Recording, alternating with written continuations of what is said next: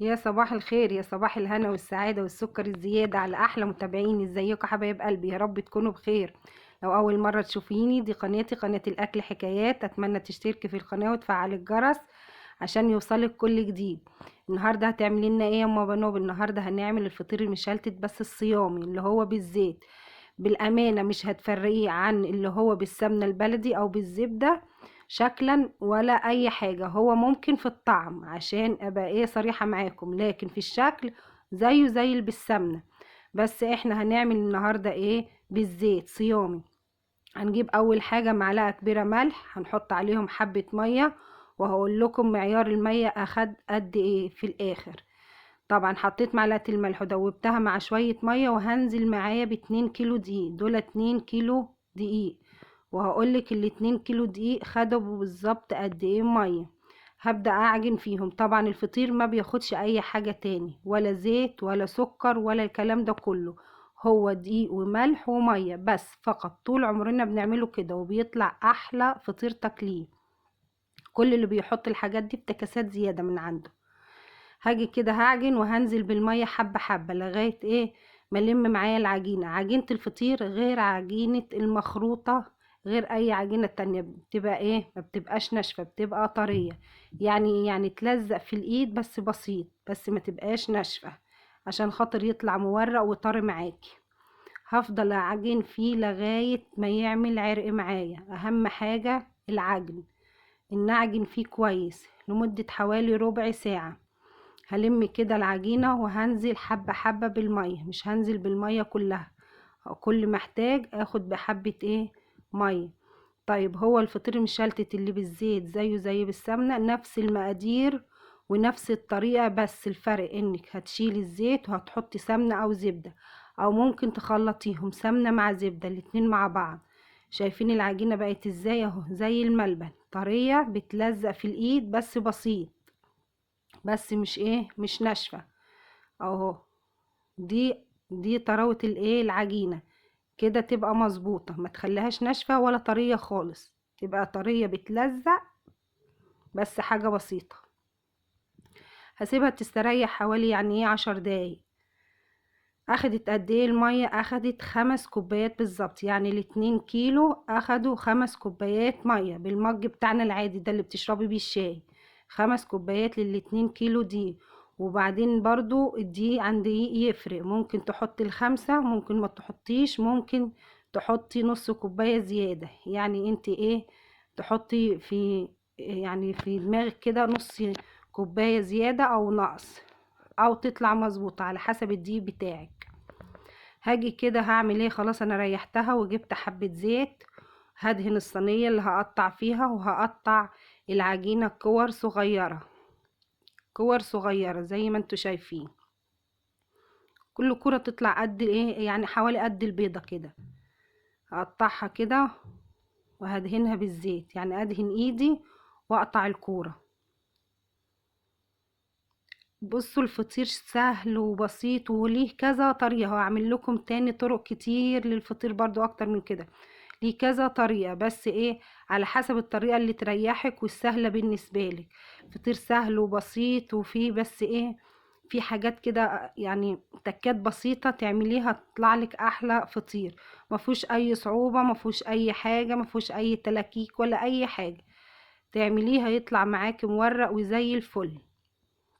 خصوصا بناتنا الحلوة اللي لسه داخلة المطبخ، عمرها ما تفكر تعمل فطير، تقولك لا فطير إيه اللي اعمله معرفش مش لا، الفطير سهل وبسيط، وانتي لو ركزتي فيه هتلاقيه اسهل منه مفيش.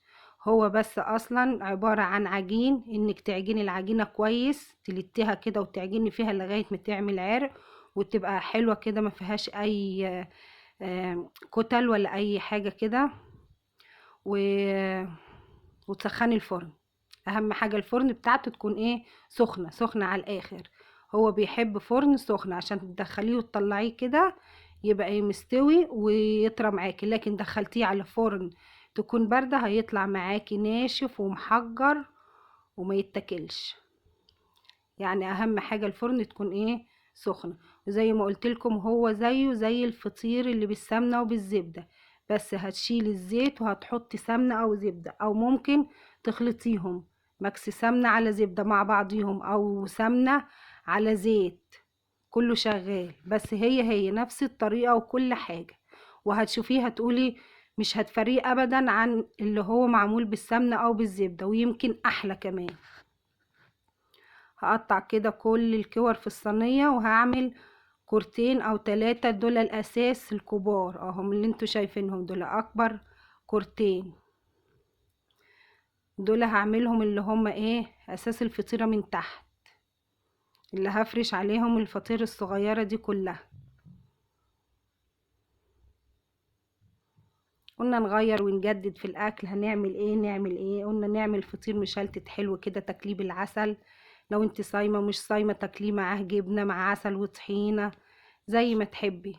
عندك قشطه تحطي على وشه قشطه، كله ده زياده للفطير، يعني مش اساسيات، لا كله ده زياده للفطير. القشطه، السمنه البلدي تدهني بيه وشه، كل الحاجات دي ايه بتورق الفطير وبتخلي شكله احلى واحلى واحمر كده، يطلع معاكي زي الفل.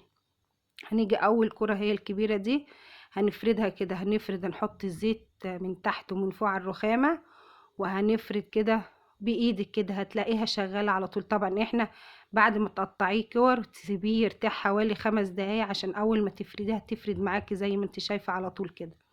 ولو اتقطعت ما يهمكيش، مش مشكلة خالص، سيبيها تتقطع عادي، مش هيحصل اي حاجة.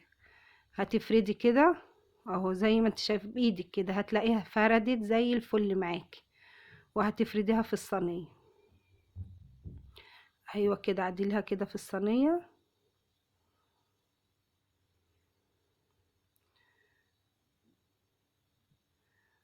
وهنفرد بقى ايه الكور الصغيرة. طب كل فطيرة خدت قد ايه؟ على حسب ما انت تحبي، عايزاها مثلا 16 واحدة من دي صغيرة اعمليها 13 14، على حسب الفطيرة اللي انت عايزاها كبيرة او صغيرة. انا حطيت في كل واحدة 15 واحدة، يعني 15 فطيرة على بعضيهم كده، انت على حسب ما تحبي. كل ما تكتري كل ما ايه ما الفطيرة تكبر. هتحطي كده وتفردي بالراحة،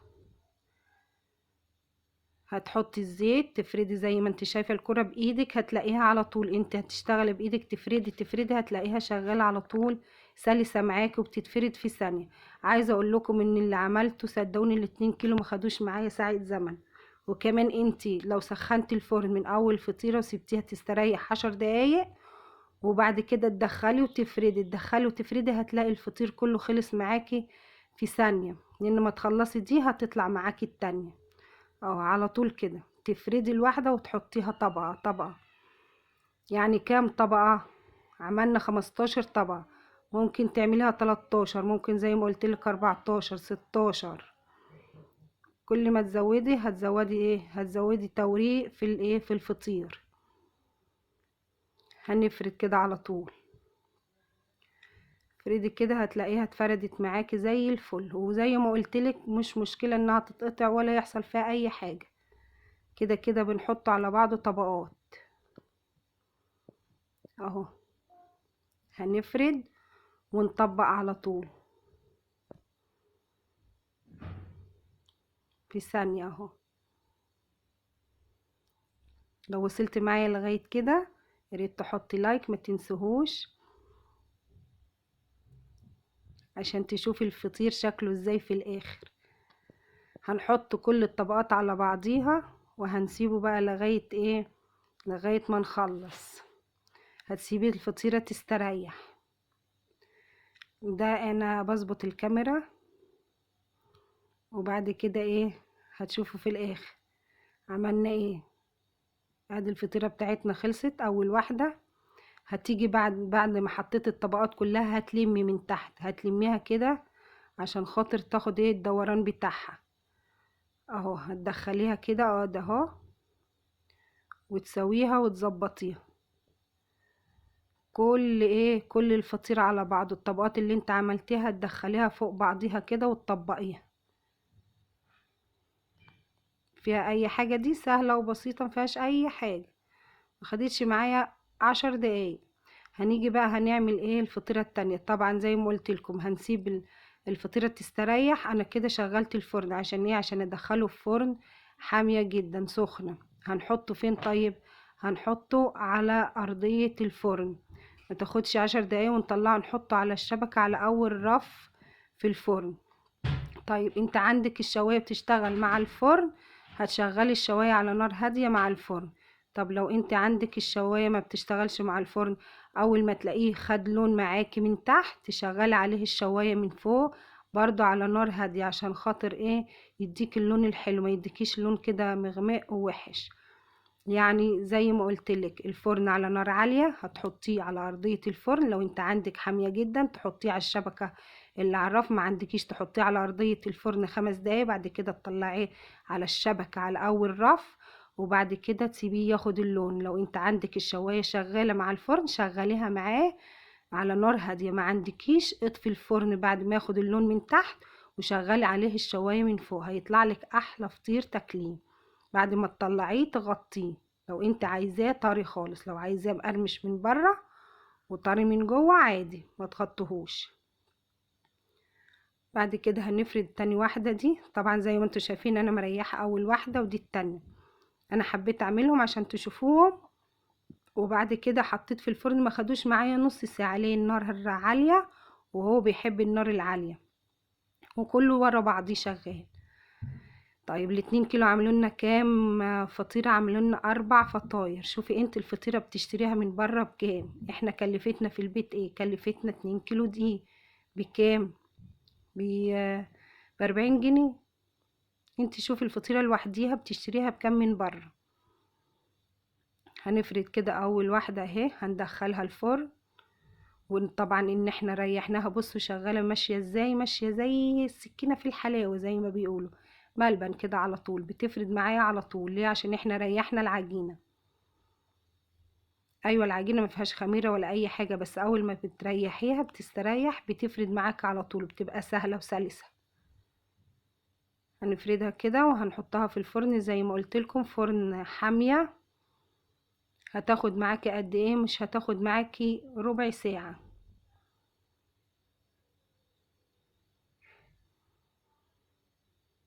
سويها كده وظبطيها عشان تطلع لك الفطيرة حلوة ومظبوطة.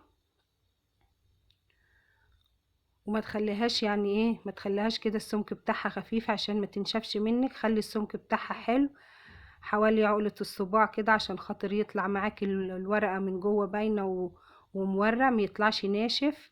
وهو في الفرن بيقب معاكي، بيطلع كده اول ما تدخليه الفرن والفرن سخنة بيقب لفوق كده، بيورق من جوه، وبعد كده بياخد اللون. اول ما شوف طلعناها ازاي، شكلها عامل ازاي. طبعا هتطلعي واحدة وهتدخلي التانية. خلصناهم اهو، ما خدوش معانا نص ساعة. انا حطيت 2 في الاخر مع بعضيهم، يعني اللي مدورة والتانية حطيتهم مع بعضيهم واحدة ورا واحدة، طلع زي الفل. شايفين الفطير عامل ازاي؟ بذمتكم يفرق عن اللي هو بالسمنة ولا بالزبدة؟ مش هيفرق حاجة. ومن جوه هوريكم مورق ازاي وزي الفل. يا رب الوصفة تعجبكم، واتمنى تجربوها وتقولوا رأيكم فيها ايه. لو اول مرة تعمليه وخايفة تعمليه، جربي حتى في نص كيلو بس وشوفي هيطلع معاكي ازاي، مش هتخسري حاجة وهتطلعيه وما تخافيش واعمليه لو انت اول مرة تدخلي المطبخ واول مرة تعمليه. بصوا عامل ازاي، تاكليه بالعسل، تاكليه بجبنة، تاكليه زي ما تحبي، زي ما تحبي تاكليه. بألف هنا يا رب. اتمنى الفيديو يكون عجبكم، واشوفكم على خير، واقول لكم مع السلامة، باي باي. فيديو جديد ان شاء الله، ويوم جديد مع ايه؟ مع ام بنوب. مع السلامة.